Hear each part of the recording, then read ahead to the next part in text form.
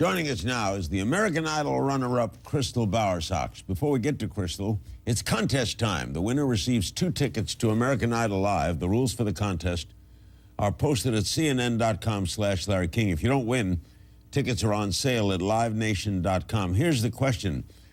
The duet you just heard, Falling Slowly, won an Oscar for Best Original Song. What movie is it from? Once more, the duet you just heard, Falling Slowly, won an Oscar for Best Original Song. What movie is it from? Tweet your answer to King's Things. First correct answer wins. We'll be giving away more tickets later in the show. And this is something the audience don't know, and I learned off camera. These two auditioned together in Chicago at the first audition. They were there, sitting there like 2 little pups, and now they wind up the 2 finalists. What are the odds on that? Oh, it's pretty crazy. I mean, there was a guy in between us, and he was doing some strange vocal warm-ups. And I looked down at Lee, and we were like, okay, all right. Kept us entertained. Yeah. All right, Lee thought along the way he could make it. Did you? Yeah, I mean, I wouldn't have tried out if I didn't think I had a chance at it. But really, you take it week by week, and it's, you know, it's about giving your personal best every week and just, you know, moving along. Do you second guess yourself? Are you saying there's something more I could have done, I could have won? No, I personally don't. I live my life without regret. I try to make the most of every moment, and you know, in that way, if you do that every day, then you don't have any regrets. So. Now, it got a lot of attention, but this week, especially tough. You were the runner-up. Your boyfriend, you break up. You have a child with him, right? Yeah. He's daddy. So. Was he going to be supportive? Is he supportive of the child? What goes on with your life now? I mean, I'm just I've been through harder things. You know, and we're okay. We're okay. It was a mutual decision, and I respect him. He's been my rock through the whole thing. He's been very supportive, and you know, it's all good.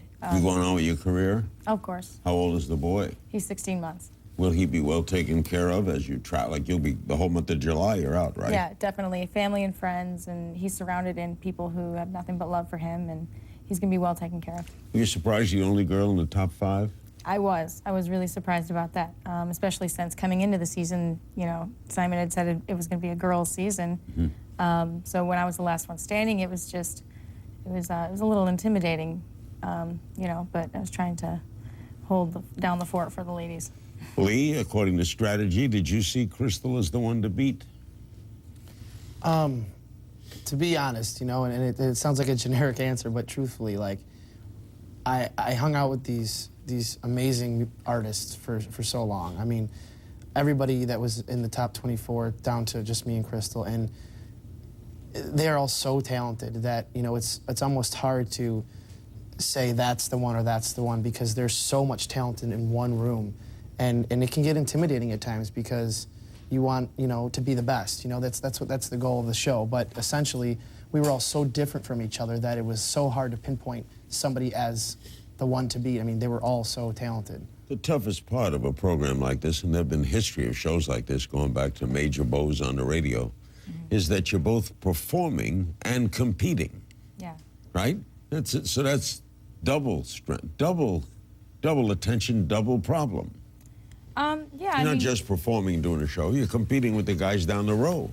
Yeah, I think Lee and I both were going through this, you know, of course it's a competition, we both wanted to win, but, you know, I'm proud of Lee, and I'm sure he's proud of me. We just try to do our personal best every week, and you know, look at the outcome. I mean, this is amazing that we made it here.